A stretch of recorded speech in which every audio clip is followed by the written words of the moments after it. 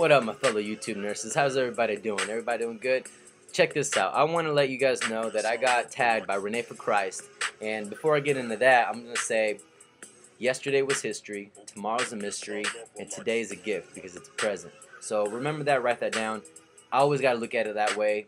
It's a gift from God that we're still here every single day. So you got to look at it. It's a blessing. We can't take it and say, oh man, I wish I had this car, I wish I had this house, I wish I had this job. You got a dream. Everybody has to have a dream. You follow it, you will get there. Sooner or later, the universe and God will help you out.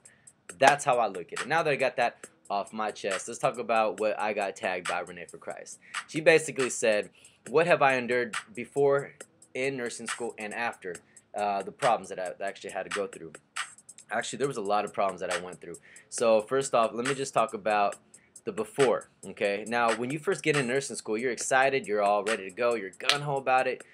You start your scrubs, you iron them looking clean, you get that brand new stethoscope, and then you go and bring your A game until you realize, man, it gets harder and harder every single day. So let me just break down the very first thing that happened. I remember my first semester, I did my patho, my assessments, my meds. I got everything down to the nitty-gritty. So I knew what I needed to get until my instructor asked me, okay, so you know, good job explaining the patho, and you have to explain it without using the paper. So you type it up the night before, and then you have to give it word for word of what you learned in your head, and then you can go through your sheets and look and tell them what meds they're on. Until she asked me, okay, good. So you're gonna give this patient insulin, which is Humalog. What is the peak on this insulin? Now I knew the onset, but I didn't know the peak. So these are little particular questions that they're gonna get you down on. And you need to know it. I didn't have it written down, so obviously I was like, well, can I get the book and look at it? And she looked at me and said, no, you are unsafe, and to be professional, you need to know what you need to give to the patient. Plus, you have CNAs, LVNs that you're going to be able to delegate. Now, they're not going to come to you and tell you what's wrong with the patient. You need to know what is going on with this patient, what meds they're on, why they're here, and what are you going to do to evaluate to get them better. So, it's your first semester. You're like, it's going to be cake. No, it gets harder and harder. So, I got sent home for not knowing my peak of my insulin. Now, I came home. I was upset, whatever. Played a little PS3, ran a couple miles, let the stress out. Because if you get sent home twice in one semester, you basically, have to redo a whole semester. But let me tell you real quick, I didn't make that same mistake twice. Now, I knew that peak of insulin with the quickness. So the next day, I was ready to go. I brought my A game, and I learned. So that was like one situation. Now, we can talk about another problem I had financially. Now, what I did is I went and I ended up buying this massage chair from Brookstone. It was off the hook. I needed a massage chair because, you come home, you're a little stressed, you're tired. And I used it and I bought it and I was going to pay it off. But what I did is I quit my job at the end of second semester because school was getting hard and I didn't want to retake a second semester. But what did I do? I didn't pay it off. I barely paid it off last month. Now my credit went down because I wasn't able to really take care of business when I should have. So don't buy anything while you're in nursing school. That's my second problem I had. Don't buy things that you don't really need. So to actually get a goal for that while you're in nursing school, anybody going to nursing school, save money aside.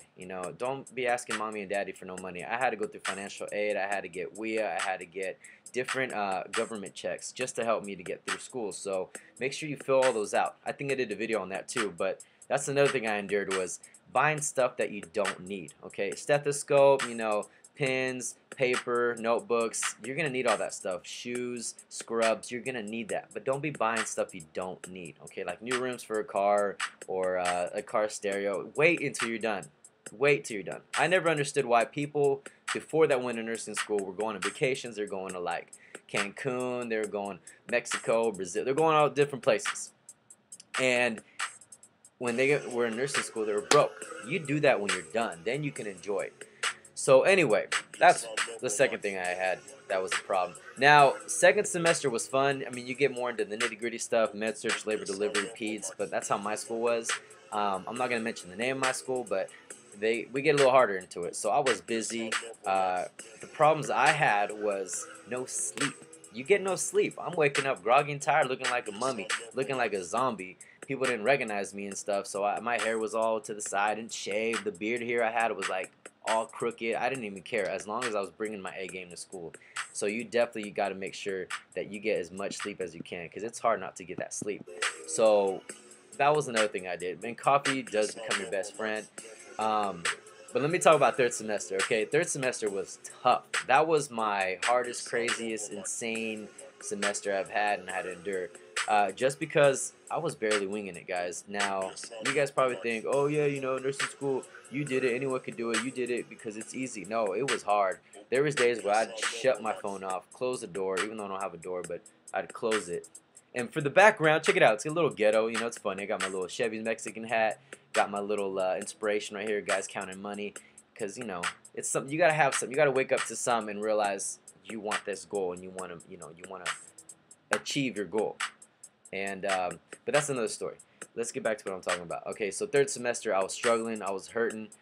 Finally, I did what I needed to do. You know, I studied hard for my HESI, which was this big exam that you have to pass at the end of third semester, and then you have to do your head to toe assessments. You have to pass your 3 patho papers. Then after that, you got to do your exams in class that you have to study for when you come home. And you also got to make sure that you're doing great in clinical. You can't pass theory without clinical, and you got to practice in lab on the weekends, which you come home and you basically eat, breathe, poop, live nursing. So that's what you do. So you got to make sure you stay on top of your game. Once third semester came, I was struggling, and I didn't know the protocol for one of my patients, and so my instructor pulled me aside and was like, look, let's talk about this. You know, you got to be professional. And I was like, gosh, flashbacks from first semester, right? And basically she told me, you need to know what you're doing. And I learned that this isn't a joke, you know, and I never did take it as a joke, but growing up, I was kind of a brat. My dad had to whip my butt into shape. So with my ADD, I was always here and there, but when I wanted it so bad, I'd get it. And I remember getting disciplined from soccer coaches and, you know, my pops yelling at me, getting spanked, getting in trouble, whatever. You learn not to take things personal from instructors because it's constructive criticism. Let me say it again. Constructive criticism. You have to take what they tell you. Don't take it personal. Just take it as a chip off the shoulder. You know, wipe it off. You know, take that dust off and get on your horse and get back on track. You just have to do it. Don't take it personal. So I didn't take it personal. A lot of other people probably did. But as a guy, it's kind of hard. So you got to make sure you bring your A game all the time. And anyway, I didn't know the protocol for my patient. So she got me in trouble. And I didn't get sent home. But I remember that was my last mistake that I've ever did. So that was hard for me going through that. Then by fourth semester came, you're doing clinicals, which you're doing more preceptorship, so you're following a nurse, which is kind of nice. And you get to see what they do, and you get to hang the IVs, give the meds, injections, call the doctor for any changes, do admits, discharges. So it's nice. You stay busy. But yeah, those are the problems that I endured. But as a male, when you're in it, there's ups and downs, okay?